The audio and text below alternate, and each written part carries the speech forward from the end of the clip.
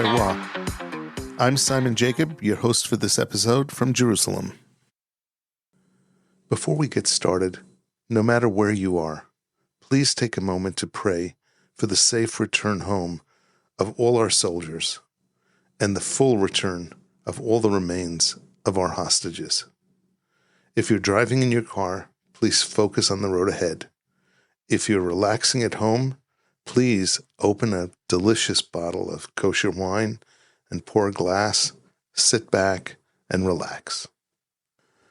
From Israel's coastal plains to your glass, welcome to the Kosher Terroir. Today we're at Vitkin Winery with acclaimed winemaker Assaf Paz. We break down the 2025 harvest, its weather patterns, ripeness windows, and the choices shaping Vitkin's signature style. We explore what's new in the winery, from experimental lots to releases you'll want to watch for. And we take a thoughtful pause to consider the mood in Israel after the return of all our living hostages. How community, resilience, and gratitude are felt in the vineyards and the cellar. Authentic, timely, and full of craft. Let's pour and begin. How's it selling? The Carignan, the Blanc de Carignan, Yeah. Good. We sell it only here. We don't sell to anybody out. We don't want to sell. It's amazing because people are very open to new flavors. When we started 25 years ago, as the pioneers of Carignan and all the things that people didn't believe on, we find it very challenging to educate people to drink things that are different from the Fantastic Four, Yes. Cab Sauv, Merlot, and so on. And today, it's so easy. You have a group of young people, and we ask them, what do you want? They said, like a fresh, crisp white wine, and we say, we have something special, do you want to taste? They say, yes. And they buy like a couple of bottles of Blanc de Carignan, which is like the first ever Blanc de Carignan that I know, for surely in Israel. And I find it wonderful that people are open and they're willing to try and they're willing to experiment with new flavors, and that's nice. How are you? I'm great. I'm great. It was just, I'm going to say l'chaim. I know you're having a coffee, but I'm going to have a I l'chaim. never make a l'chaim with coffee. Baruch atah Elohim. Borei Pri HaGefen, amen. This is wonderful. This is so crisp. It's crisp, but then fresh. it have like this something behind. I have a very good friend. He's like the olive oil master of Mesik Magal. Mm-hmm. And he's very good in flavors. And he tasted this wine for the first time and he was charmed by it. And he said, I feel here green raspberries. Oh, wow. Green raspberries? Yeah, I said, green raspberries? He said, yes. And I asked him, I never tasted green raspberries. And he said, me neither. I don't know if there is green raspberries exist anywhere in the world, but this is how it feels to me. It's lovely to have you here. Thank you. So I wanted to talk a little bit about the 2025 harvest. The harvest this year, I believe, was unlike any other, filled with both uncertainty and hope. How did the emotional atmosphere in Israel affect the spirit and the rhythm of the harvest at Vitkin? So first of all, without any regards to the emotional state that we've been in, and the threats and the alarms and the missiles and everything that happened, and the war with Iran, and if we said the war with Iran 10 years ago or even 3 years ago, everybody said, what? And we say it's like, in Hebrew we say alan alan. It's like, every day is a thing, a very usual thing, but it's not. So even if we don't consider those aspects, this harvest was, I want to call it in a word that's not too pessimist or negative, I call it unforgettable. It was unforgettable because it was unlike any other in many aspects. Some of them were very challenging, the others were very promising for the quality of the future wines. But all in all, I think this is the harvest that I will never forget so far. We had few of those through the years. Climate-wise, we had the 2006 war with the Second Lebanon War, and we have the 2024, which was affected from October 7th. But this one, the climate was completely different. So it started with a unusual, very severe drought. Mm-hmm. And so the precipitation levels were very low. So we started with a very poor humidity in the soil to begin with. But we are Israelis, we have irrigation, we have the dripping system, and we're not worried. But this year showed us that nature is still stronger than all of us, and there are things that you cannot correct or modify just by opening the irrigation. Yep. And I can demonstrate it in two different vineyards. One of them is a vineyard that we irrigate regularly, and this year we give it between 50 and 70% more water, and we started earlier because the soil was much more drier to begin with because of the dry winter. And the vines looked very poor. They suffered, they struggled, even though we spoiled them with a lot of irrigation. That you can learn from that irrigation is not everything. Rain have a very important role in the growing season effect and influence. And so over there, the canopy and overall behavior of the vineyard was struggling. You saw it had a lot of challenges, and also the yields were lower, but also the maturity was much longer because it took the vines much longer to put all what we want in the grapes to get the grapes to the right maturity. And from the other hand, we had the vineyard of a Carignan, old vine Carignan, no irrigation. Now, when I say no irrigation, that doesn't mean that we don't irrigate it. That means that we don't have any irrigation system in place whatsoever. We don't have dripping system. We don't have any other mean that we can add water besides rainfall to the vineyard. And with this vineyard, I was very worried. I went to see how it goes from the bud break till the fruit set and the fruit ripening, because I said to myself, here we have a real problem. If the vineyard is collapsing, I cannot do anything. I just, din shamayim. Yeah. And this vineyard looks, it was the most beautiful vineyard in terms of the canopy, the growth, the vigor of the vines. It looks like nothing happened. It just, just another harvest, business day, Yeah. And what proved that we are right also in the aspect that we irrigate less and less the vineyards. Of course, we cannot use the method of zero irrigation in all the vineyards, but we try to irrigate as less as possible. And it proved us right, because on those vineyards, and this wasn't the only vineyard that we don't irrigate. There are other vineyards that we don't irrigate that also were completely normal this year. The canopy looked a little bit lower and a little bit weaker, and the yields were maybe 10% less than average, but it's okay. The maturity was perfect in those vineyards.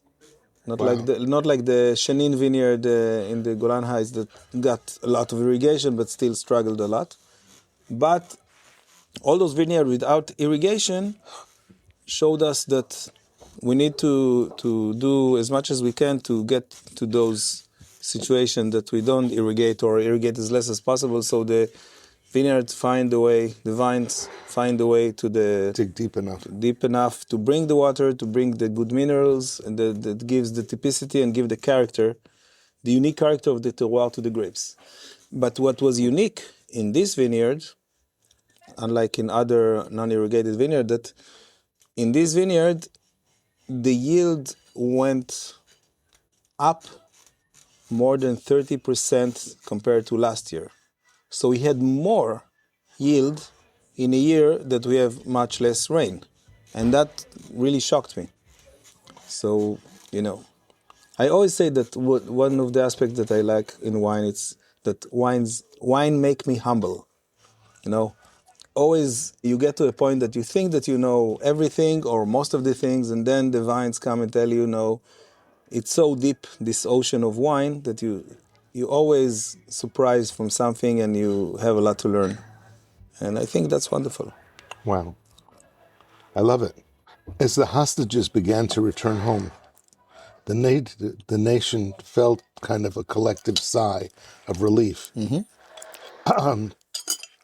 Did that moment resonate with you or your team, perhaps even becoming symbolic as a turning point for the harvest?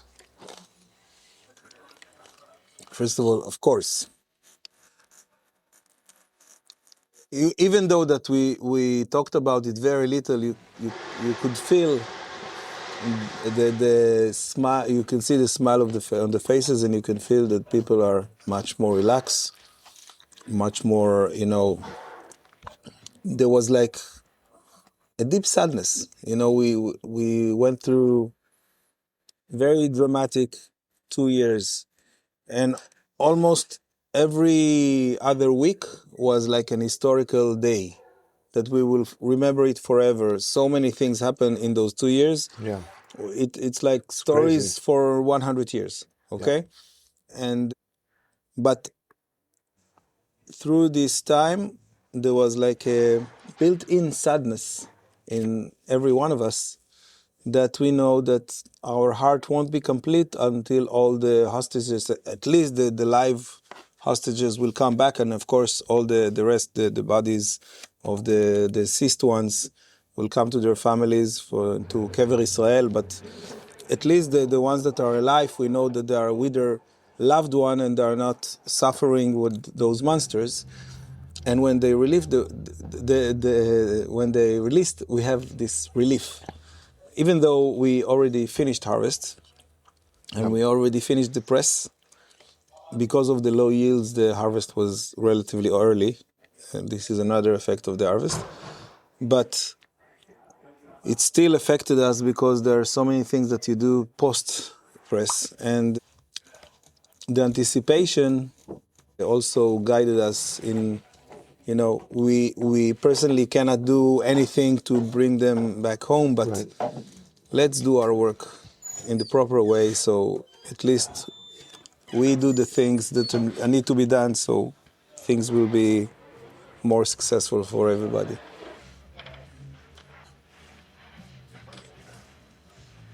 Riesling.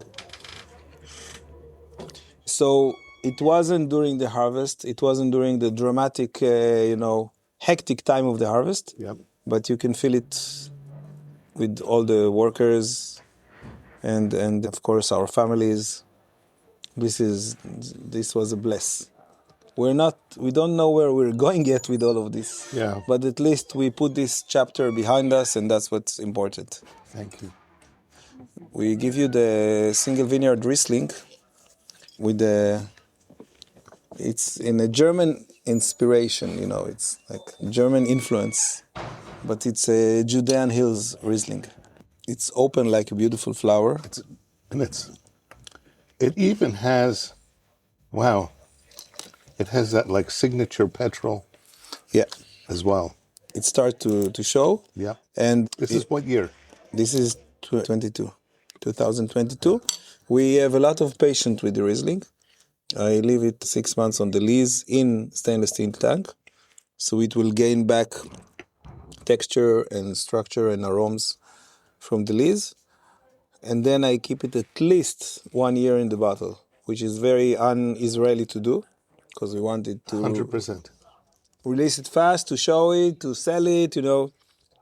My bank manager don't really like those wines that I keep a long time in the cellar, but I explained that there are wines that I cannot play with. There are things that I cannot rush. Riesling needs its time, and I wait.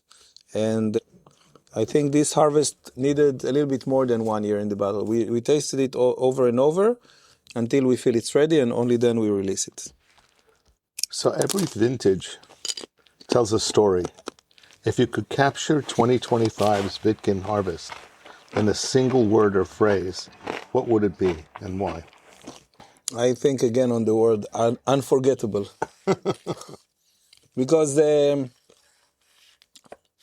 first of all, Unforgettable was one of the songs that was the favorite of my father.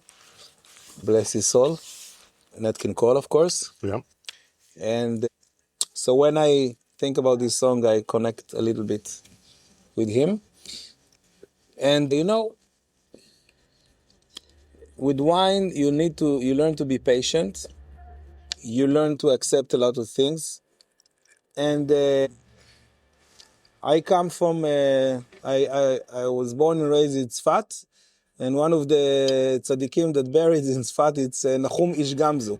Okay. And Nahum Ish Gamzu always said, Gamzu letova, Gamzu letova. And we learned that a lot of things that we see as challenge or crisis, if we take them in the right context, even though this word was used poorly in the last 2 years, we learn to benefit even from the negative things, even from the hard times. And this harvest, one word that I cannot say on this harvest or describe it is easy. Yeah. It wasn't easy. It was hectic. It was challenging. It was unlike any other.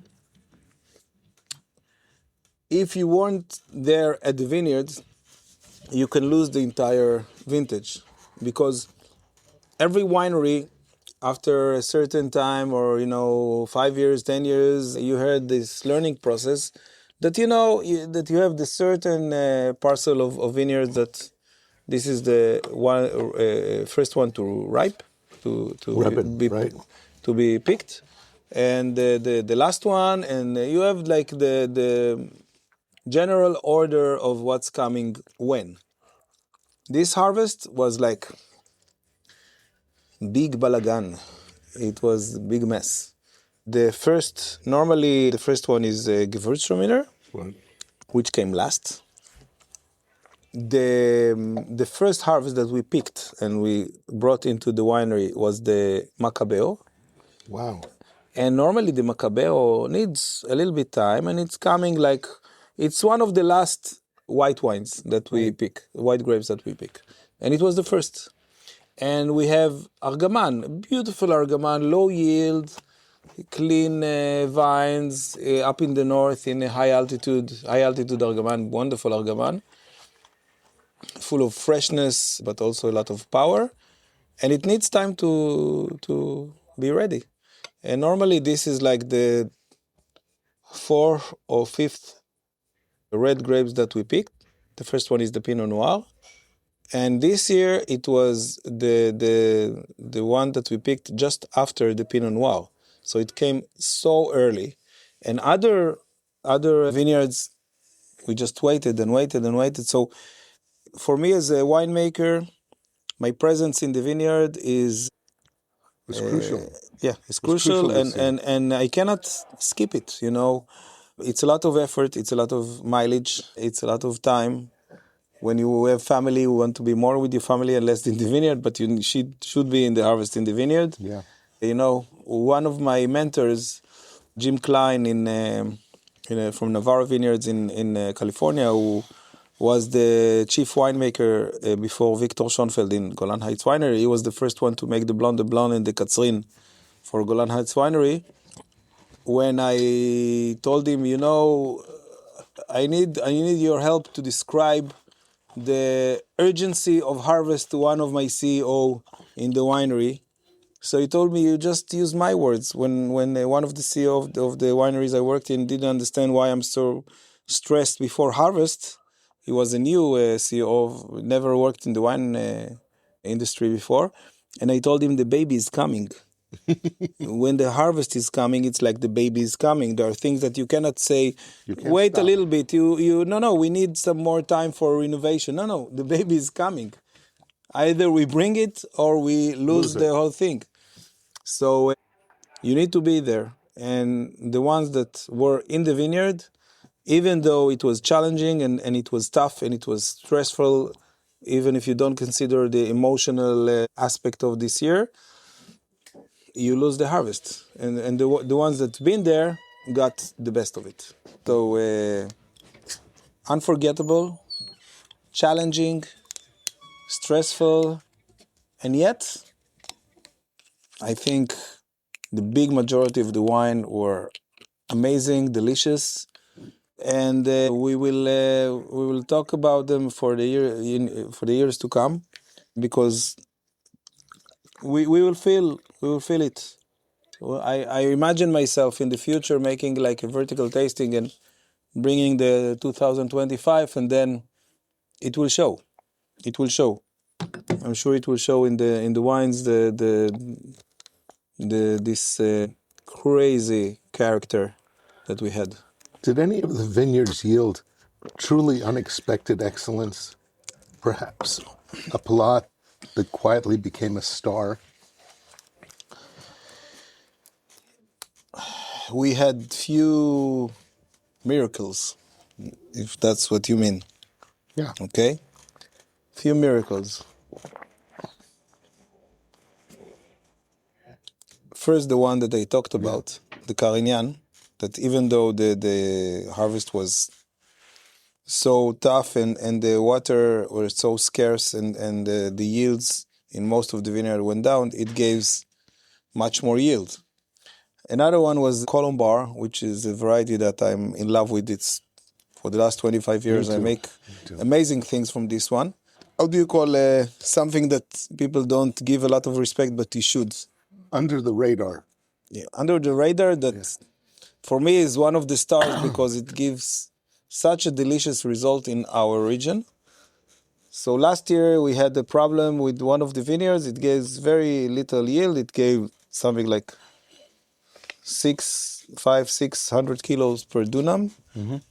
And of course it was delicious. This year it gave double. And I was sure that we feel like a dilution or like more watery character because you have much more grapes, but it was even better. Wow. So you have those little miracles that you can't believe that it's against the books and the mathematics that you have in the vine growing and winemaking. But of course we have those stars. I think that we should look, especially in the white wines. We will see it very early. 2025, we have very interesting things coming in, but we can talk about it in like 3 months. You're known for balancing instinct with precision. During the year of instability, did you find yourself relying more on intuition or data? And can you recall a specific decision, and like a picking date or fermentation choice, where your instinct led the way? That's a good question. Because your instincts are really special. It was. We always rely on data because whether we say it or not, we look on the numbers and it affects us.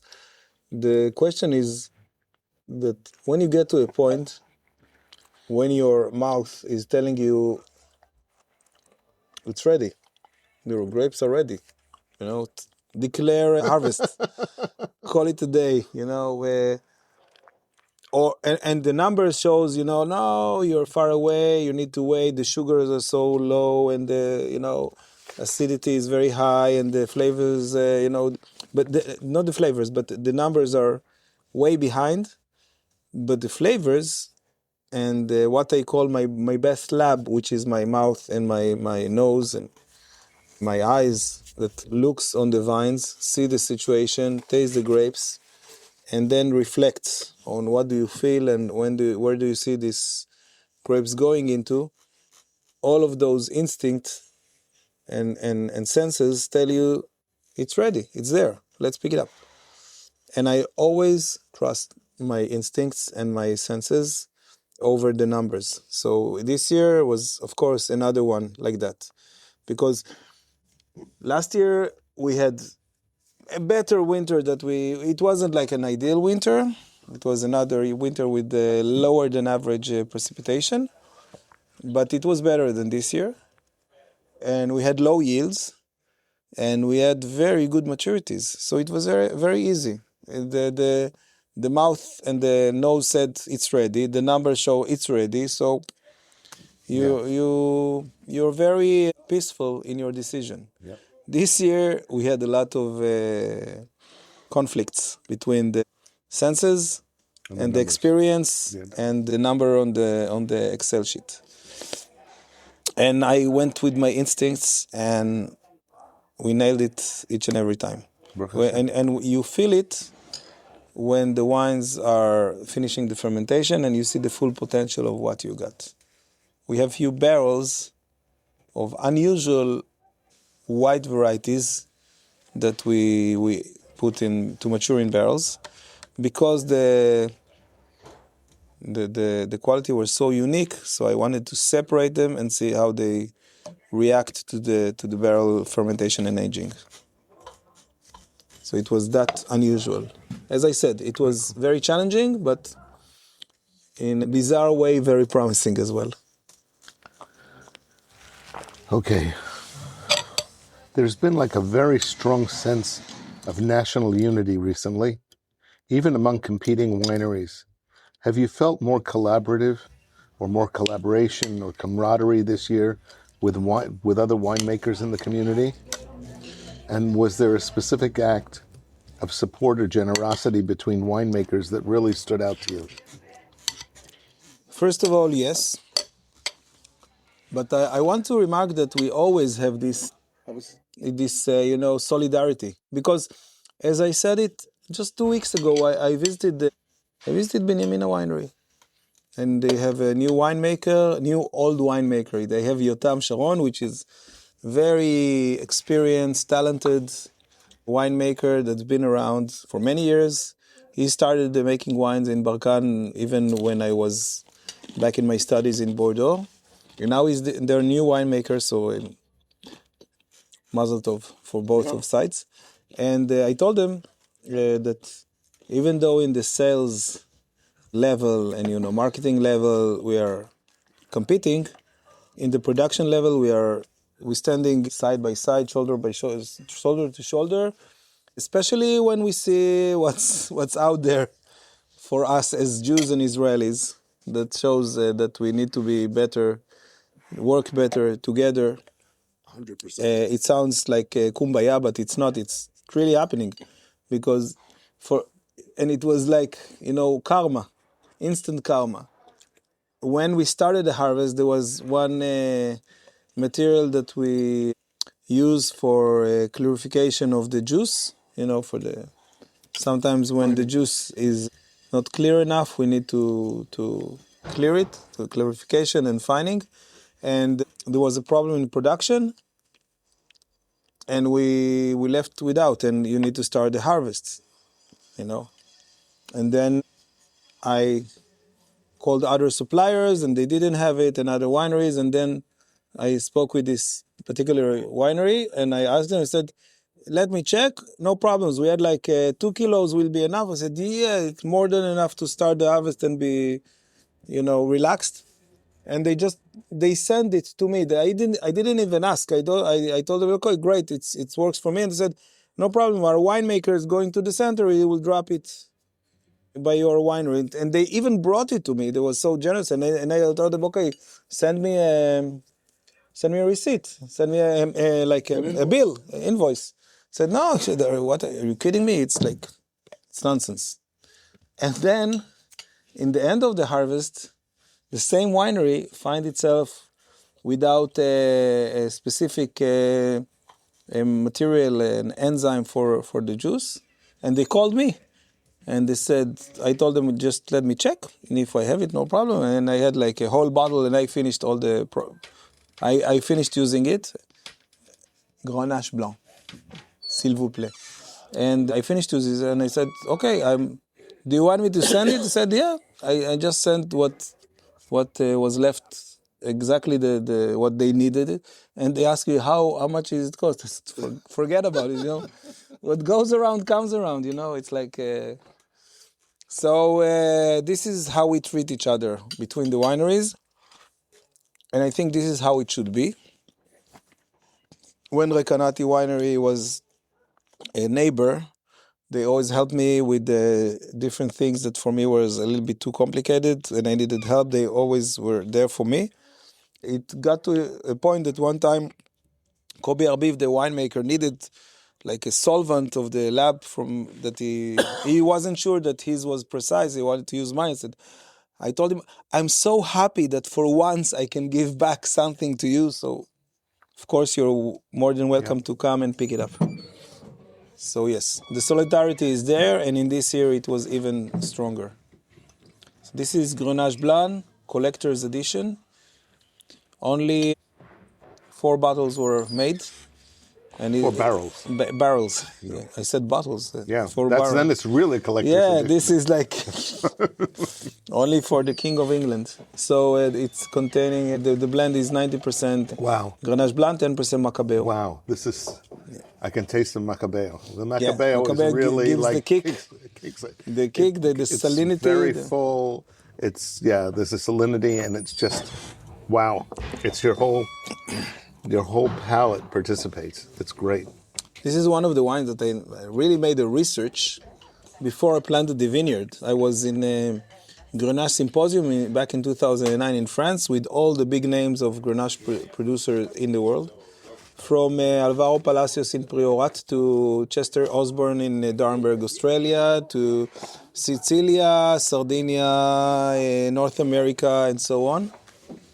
And it was amazing. It was like a big brainstorming, and I fell in love with all the colors of Grenache, Grenache Noir, Grenache Blanc, Rosé from Grenache. Yeah. And I came back to Israel and I planted Grenache Vineyard, Grenache Noir. And for the Grenache Blanc, I felt that I really need to find the right site. And I spoke with a lot of those experts, and they told me, it can grow anywhere, but if you want a unique fruit, you need to find a very mineral, stony soil. Don't go for a too rich and deep soil. You need a lot of stone. Doesn't matter if it's what's the source of the stone. If it's limestone. If it's limestone, it's even better. And that's where that's exactly where I planted the vineyard. It's in a site. The local people call it the quarry. It's so, unfriendly. Nothing grows over there except the Grenache Blanc. So, and we don't irrigate it a lot, only what it needs. And it's given amazing fruit. This is one of the grapes that I told you that the numbers didn't fit the feeling. So by what I felt, the grapes were ready. And what the numbers show that you need to wait like a couple of weeks more, but I went with the instinct. The intuition. Yeah, intuition. This is amazing. Yeah, is this like a tabbouleh. Yeah. I will call it the Hebrew name. It's a tabbouleh of Carmel, of Chitat Carmel. Chitat Carmel is what's mentioned in the Bible. And today we call it friki. And this is what our ancestors did when they needed to eat something, but the wheat wasn't ready yet to harvest and to make flour from. It was still green, and they took it and they dried it by burning the excess of the peel of the איך מתרגמים שיבולים? This is a hard It's one. like the cluster. The cluster of the wheat. Yeah. I don't know how do you say shibolim. Yeah, I don't know how you say shibulim either, but I know what it So means. they burned the husks. wheat, the husks. Yeah. They burned it, and it's made it a little bit drier so you can cook it. Yeah. And it gave it like a smoke taint that was very palatable, I guess. And that's what they call a chitat carmel. So this is in a cheese. So this is with the Lebanon. Yeah, with Lebanon, and it's also with kuzbara, Parsley. parsley. Parsley, mint, Yeah. dried cranberries. Wow.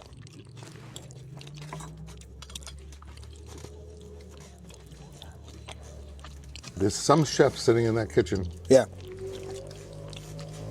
The Elichai, our chef, he likes simplicity, full flavors, to emphasize the raw material character. He works with all the local suppliers, cheese, olive oil, everything is local. A lot of self-produced from cracker and focaccia and, of course, all the dishes that we make.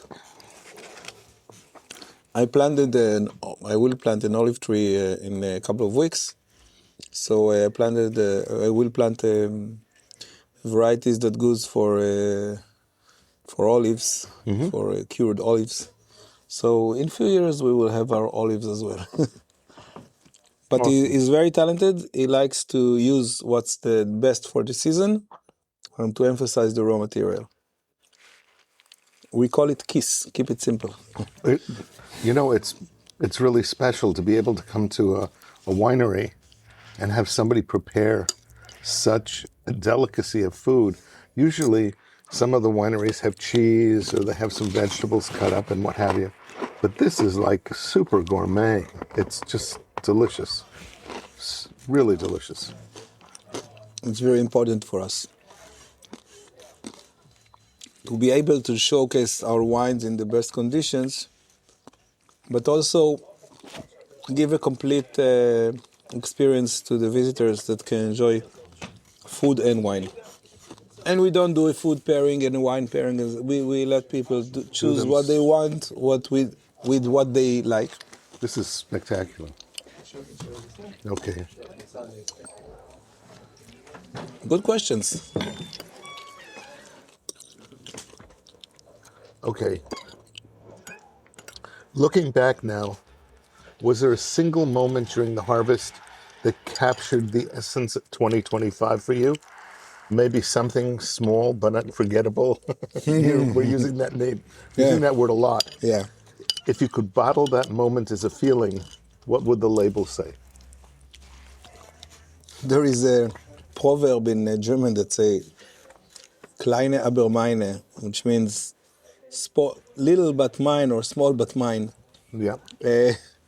And we have a vineyard of Tanat that you tasted already a few times. The result, we use it for blend mainly. We haven't done yet a varietal Tanat. And normally we get small quantities because yields are not very high and they're very moderate but concentrated. This year we got like between 40 and 30% of the average. It was so small that I didn't have anywhere to ferment it because my tank need the minimum of grapes to ferment. And if you put less, it don't reach the cooling jacket. Yeah.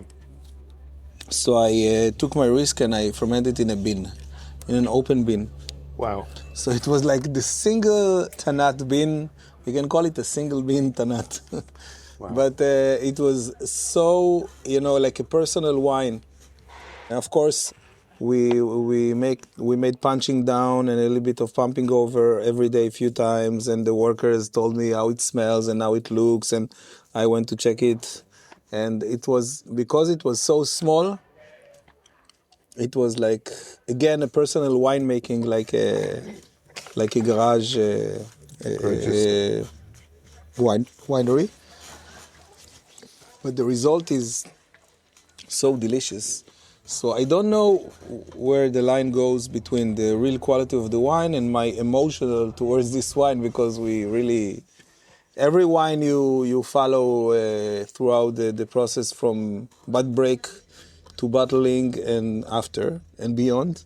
But this wine was really one of the wines that we followed and we looked after like a baby. It was small, limited quantity. It was like the sherita pleta of this vineyard, and it was charming. Very cool. So so we bottle it as little but mine. Any new varietals that you're playing with that you can talk about? I can tell you that there are new varieties, but I cannot talk about. We planted few interesting things in high altitudes. We cannot talk about it, but looking forward. In the next few years, we're going to have very interesting things going on. It's always very interesting here, but we always add, every few years we add another color, another taint to our selection. This is from the restaurant. Yeah. It's we made a project for Cheers. They challenged me. They said, "We know that you're not making Chardonnay. We know that you don't like Chardonnay." I said, "I didn't say that I don't like Chardonnay. I just said that I choose not to make it." Is that one of the? Do you consider that one of the Fantastic Four? Yeah, Chardonnay. Absolutely.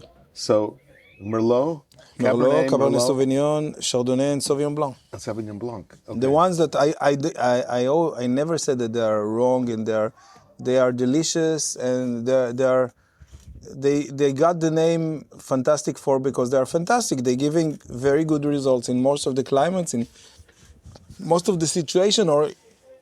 But where's the challenge? Exactly. And first of all, it started to be boring. And secondly, I said that wine is not cottage cheese, and it's not Coca-Cola, and it's not even beer.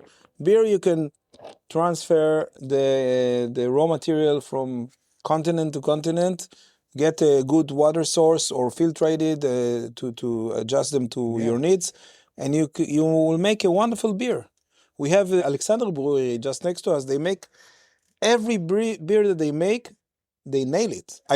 I'm not a fan of all the styles because I have my own personal taste. But when I taste their IPA, it's a wonderful style IPA. They have like 2 or 3. The IPA for me, it's like something that I learned to enjoy when I worked in California. And they have wonderful small breweries that make amazing IPAs. Anyway, in wine, you cannot do that. You cannot transfer the raw material. It's very fragile. So you need to stick to your terroir, and you need to tell the story of the terroir. And with those varieties, it's a little bit hard. First of all, because they're very usual and very, routine varieties. And secondly, I made a lecture once about Israel terroir that my first phrase was, there isn't such a thing as an Israeli terroir, because we are in a very small land that in the morning you can go and dive in a tropical reef, coral reef in the Red Sea, and you take your car. You don't even need to fly. You take your car, and in the afternoon you're skiing in the Mount Hermon. Show me one country that have this amazing complexity and diversity. So you need to look on regions or sub-regions to get a notion of each terroir. And then I made my case that you have 2 groups of varieties, and I call them in Hebrew, it sounds better. For once, I call them זנים רגישים לטרואר וזנים אדישים לטרואר. So the ones that you have the terroir sensitive varieties. That means that they're really change it dramatically when you change the terroir. Yep. And there are varieties that are indifferent. How do you say? Indifferent to the terroir. They are less. They show less dramatic change from terroir to terroir. That means that you take a petit syrah here and grow it in Emek Hefer, and you grow it in Judean foothills, and you grow it in the Golan Heights, and of course the wine will be different, but the variety is so dominant, so you will have much less nuance from terroir to terroir. While in varieties like Pinot Noir or Riesling or Grenache Noir or Carignan, you will have dramatic difference. So also the Fantastic Four are varieties that can be very affected by terroir, but I don't have anything new to bring to the table with those varieties. Right. Whether with the varieties that we showcase in Vitkin, which much more to say and to express the local terroir and to be proud of it. But this wine is like, Yair Aidu told me, Assaf, I'm crazy about white wines. You're making a delicious Riesling and you make amazing things with Colombard. It's like the little prince, draw me a ship, make me a Chardonnay. I want to see what you make out of Chardonnay. So let me tell you something about the Chardonnay, at least from my perspective. There are a number of people I know who hate Chardonnay. Mm-hmm. ABC, anything but Chardonnay, all right? They really don't want to have anything to do with Chardonnay because it's not interesting to them. It's this Chardonnay. The jazz that we make. Yes, would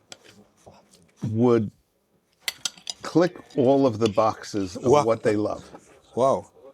It's a Chardonnay that's just crisp and acid and it's just beautiful. It's just a beautiful Chardonnay.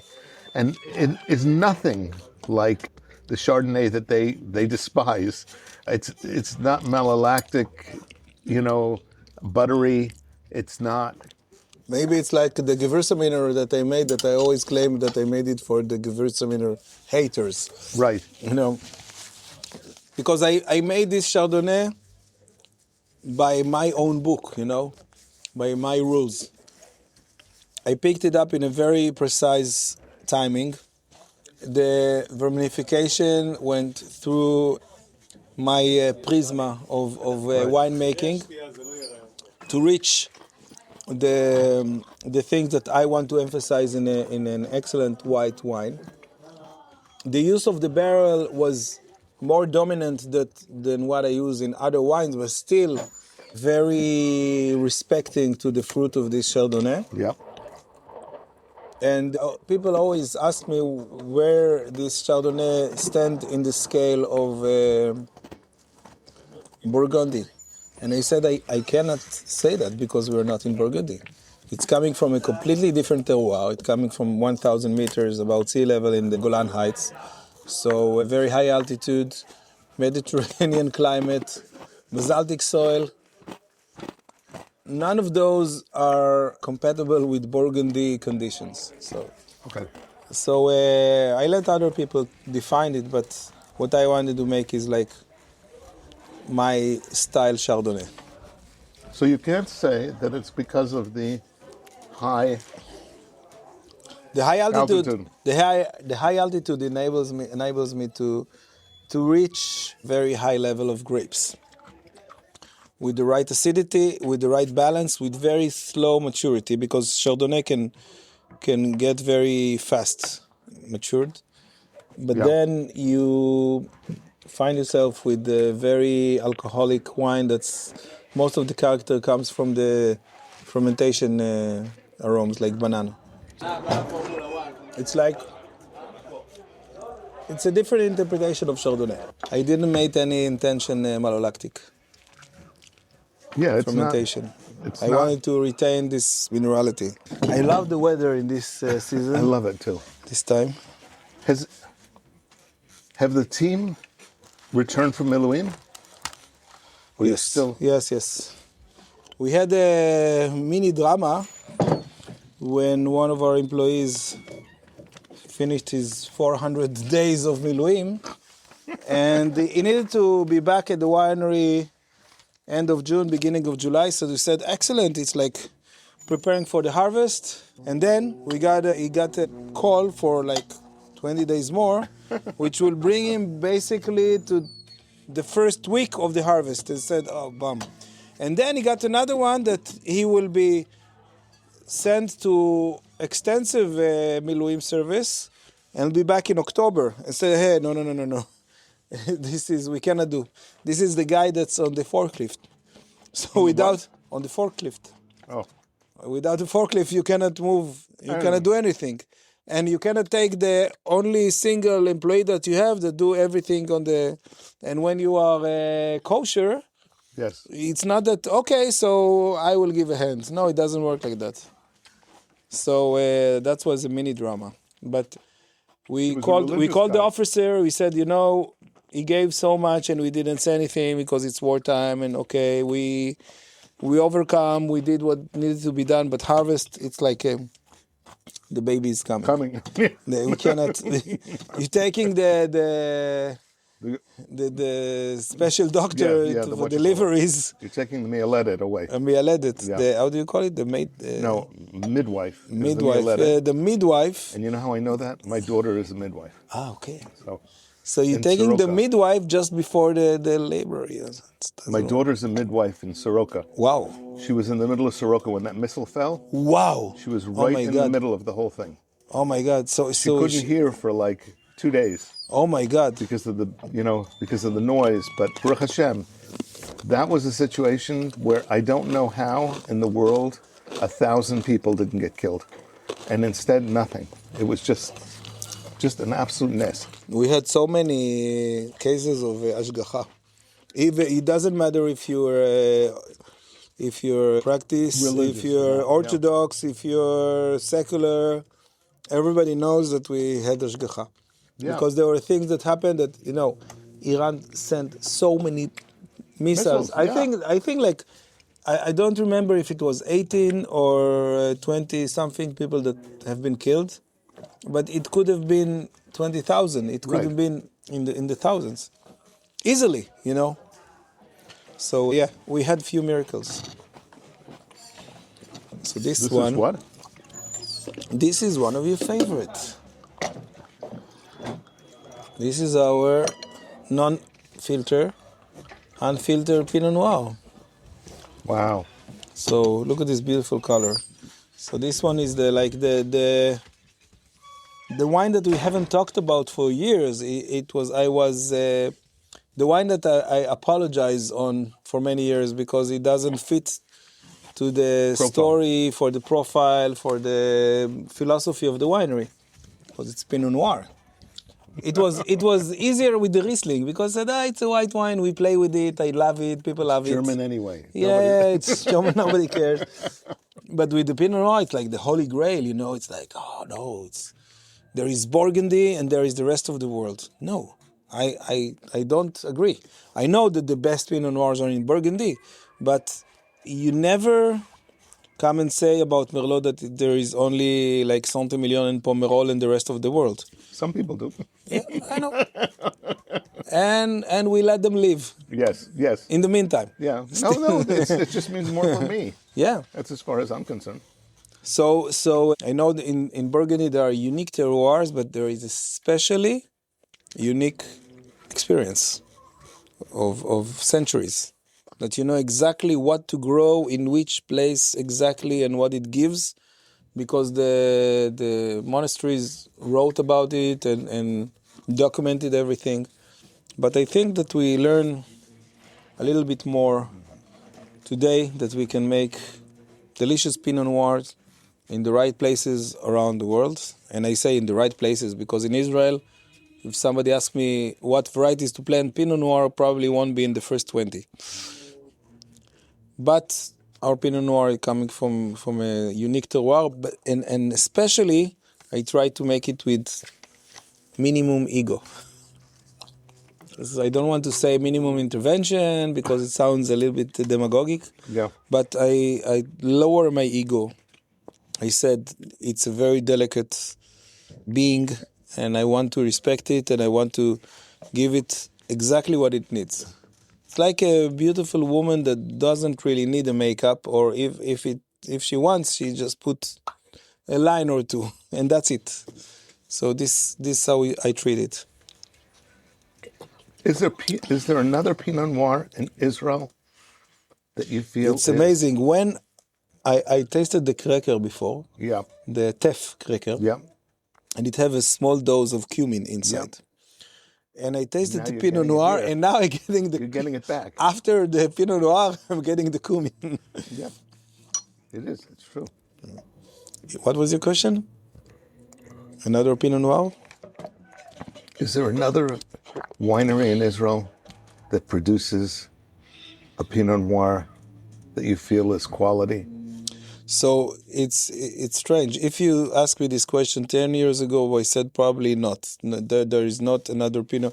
And I don't say it from a like snob or pretentious point of view.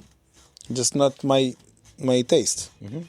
Today, I admit that the first and foremost Golan Heights Winery, the one that made the first varietal Pinot Noir in Israel, and I remember it because it was 1999 harvest, and I bought a couple of bottles, and I regret that I didn't bought a case because I opened the first one and it was delicious, and I opened the second one and it was delicious, and then I said, okay, great, I love it so much, I'm going to buy a case, and there it was sold. gone. Yeah, it was gone.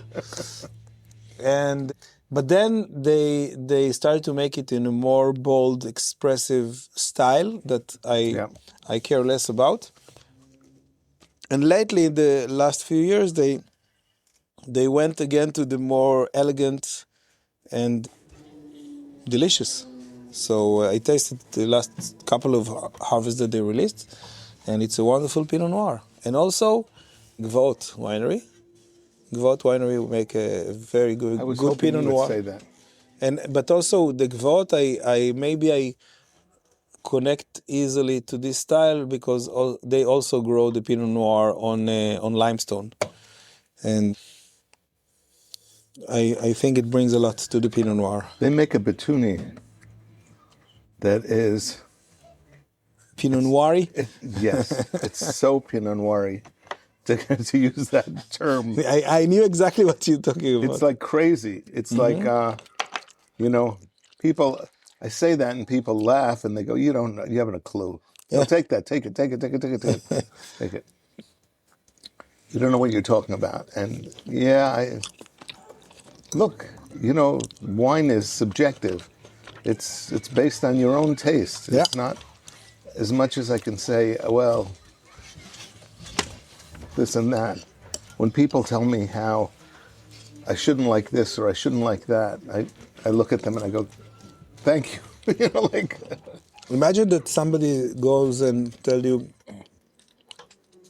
don't see this movie, you won't like it. Yeah. Okay, that's your opinion. Yeah.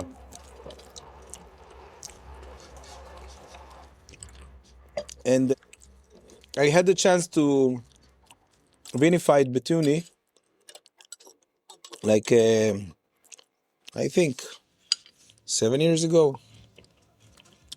But I refused as soon as I learned that I won't be able to visit the vineyard. Right. Or as I say in a very unpolite way, Yes. if I cannot piss in the vineyard, if I can pee or piss, I won't make my wine out of from it. that. Yeah. Yes. I need to be able to go freely whenever I want to the vineyard, whenever I feel that I need to taste the grapes, to see the situation, to give direction. And I realize that it's in places that I practically cannot visit. Yeah.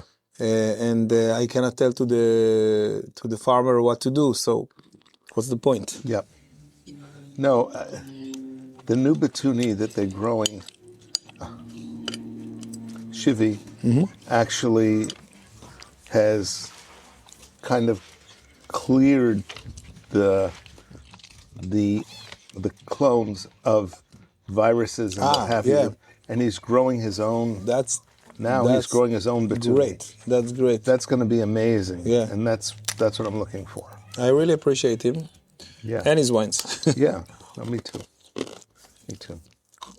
Anyway, so through the years, I learned that I don't need to justify or apologize on the Pinot Noir. It's just delicious as it is. This is a great Pinot And Noir. in a way, it gives nice contra, or, another background to the other wines that I make that are more robust, Mediterranean beasts. And the Pinot Noir stands like something very elegant. And it taught me to make... It taught me. Yeah, no, it's okay. I'm correcting you only because I know you are looking for the correction. I'm looking. Okay, I always told the people that French students and colleagues that apologize for correcting me. I told them, when you correct somebody, it's a way that to say that you care about him, that you don't want him to say nonsense. So keep correcting me. It's okay. Feel free to correct me. The color of this is it's very seductive. It's so beautiful. Yeah. It's just crazy. It's beautiful. like ruby it's like an stone. It's like rubies. Yeah. It's like unbelievable. So pretty. So this wine taught me how to perfect my vinification also in other varieties. I believe one of the reasons that my style of winemaking became more focused and more clear in a way is because I saw it in the Pinot Noir. I saw what it gives to the Pinot Noir, this clarity. And I went with it even towards the Carignan and Petit Syrah, which can be really, full body beasts, Mediterranean beasts, I call them. And in a way, I made them more energetic, more clear, and not lighter, but much more focused and less heavier. And so in a way, the Pinot Noir improved my other wines. Yeah. Oh. It's like when I visited last time I've been to Bordeaux, I went to I have two mentors, Jim Klein from California and Jean-Michel Combe from France, which is he worked for more than 30 years for Chateau Pontet-Canet, but he left, and now he's an independent expert for biodynamics, premium growth. And he taught me a lot of things, and I think that over there I learned how to make a really high premium Bordeaux wines. And when I visited the last time, I went also for not the sister winery, but Chateau Pontet-Canet is owned by this Tesson family, which also owns the Tesson Cognac, famous Cognac Tesson. And the other winery that they own is Lafon Rocher in Saint-Estèphe. Wow. Over the river, over there is a small creek. Another crazy. And Saint-Estèphe is more robust, more tight style of red wines, less elegant than Saint-Julien. But I went to Lafon Rocher and I tasted the wines, and they were amazing. And I thought to myself, wow, this is like a great value for money. Like Chateau Pontet-Canet, you can buy for like 300, 400 euros. I don't know what's the cost today. And Chateau Lafon Rocher was like 30 euros. And I discovered that the winemaker used to work for DRC, for Domaine de la Romane-Conti in Burgundy. So I said, maybe that's what changed the wines. I hate. What? Somebody's coming? No. No. We need to call the police, I think. Oh.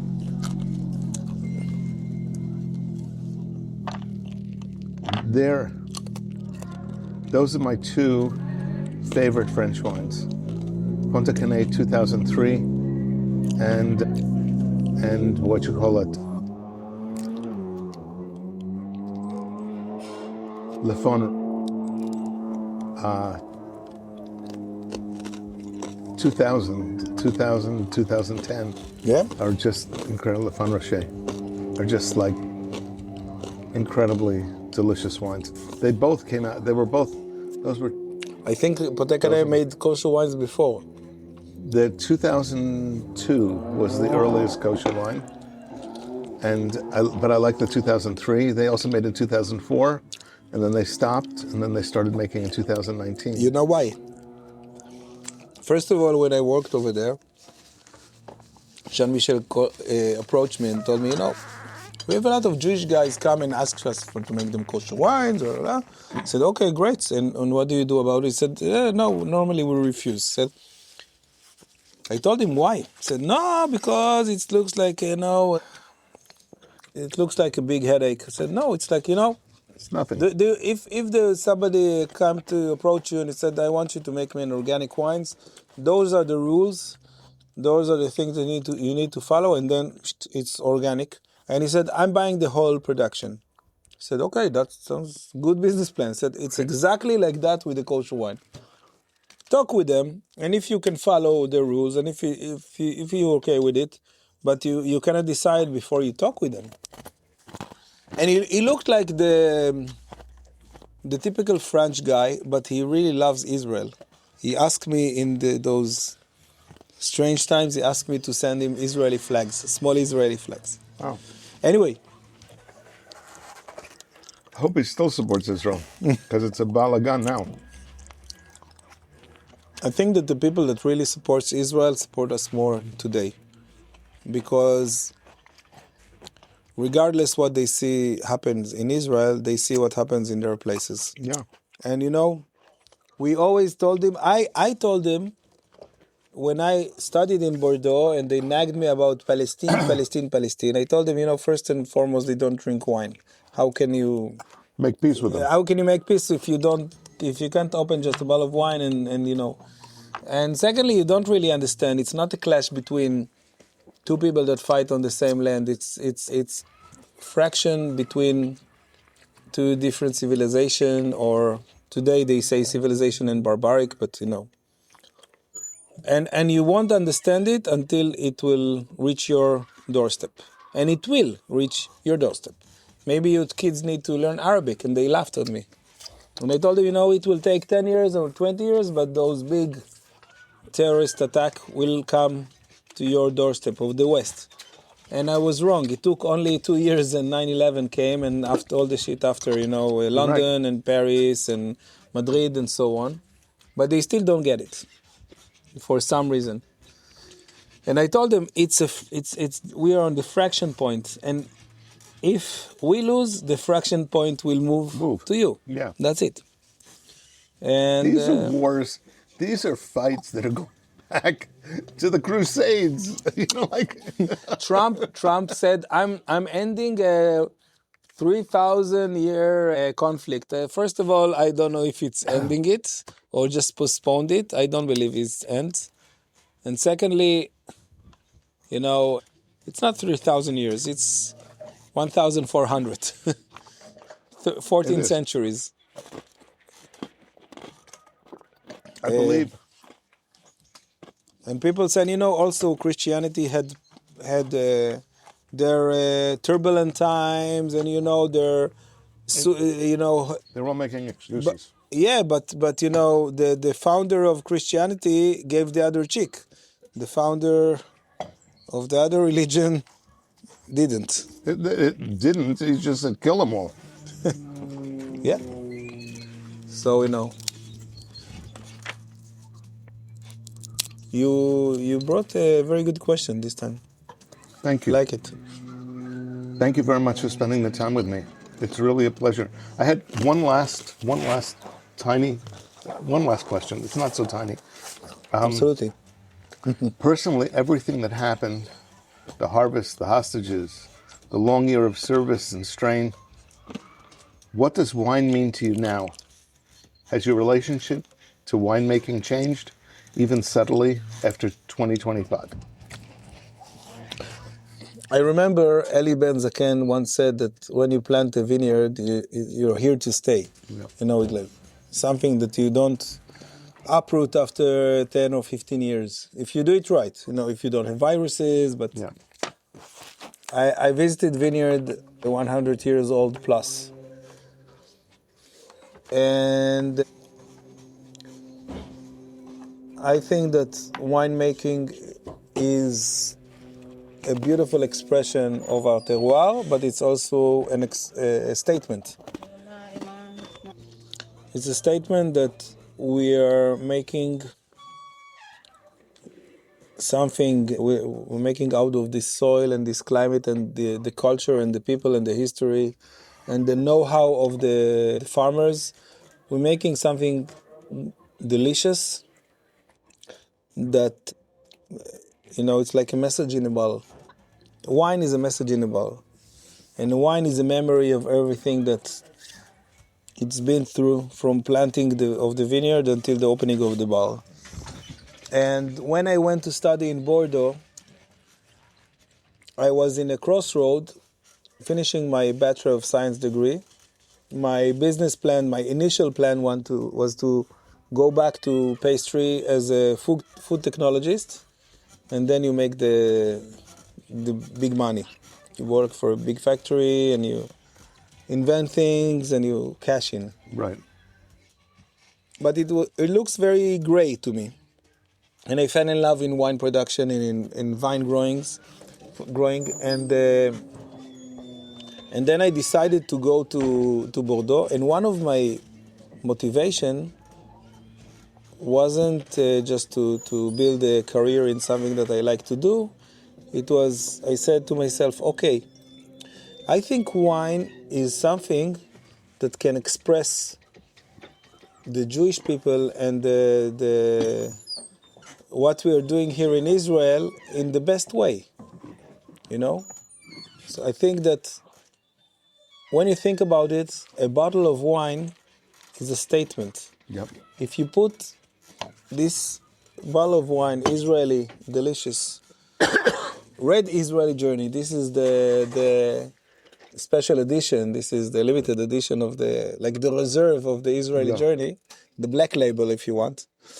So I wondered what the difference was.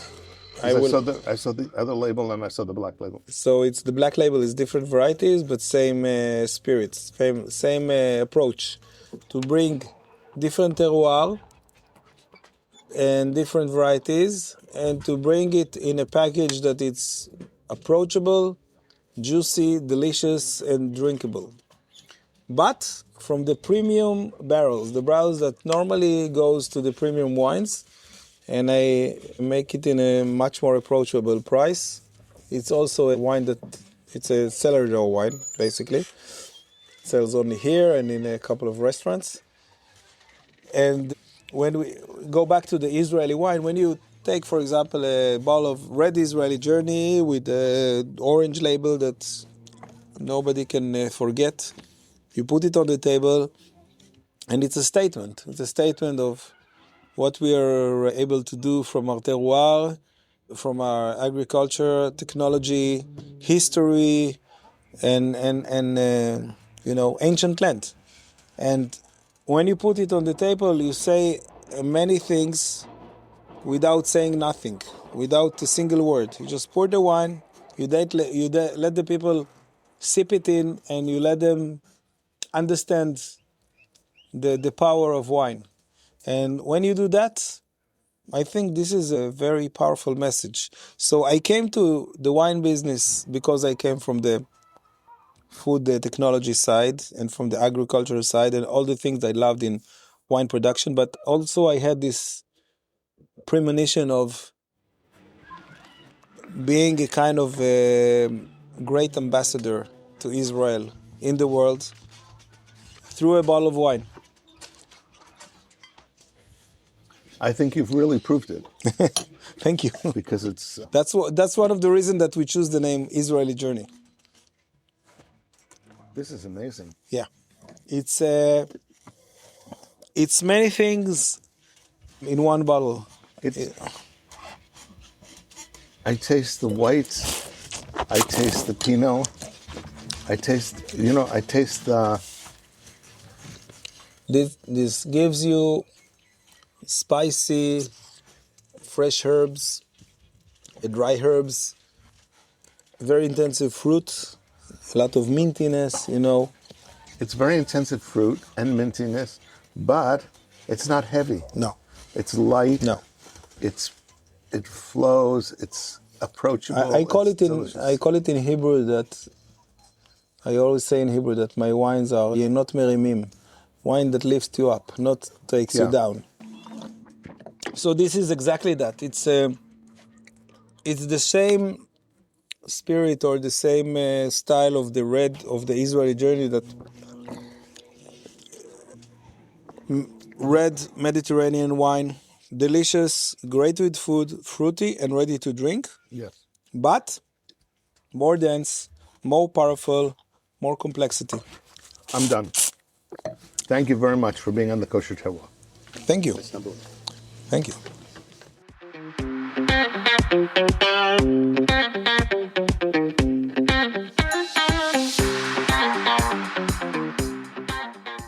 This is Simon Jacob again, your host of today's episode of the Kosher Terroir. Please subscribe via your podcast provider to be informed of our new episodes as they are released. If you're new to the Kosher Terroir, please check out our many past episodes.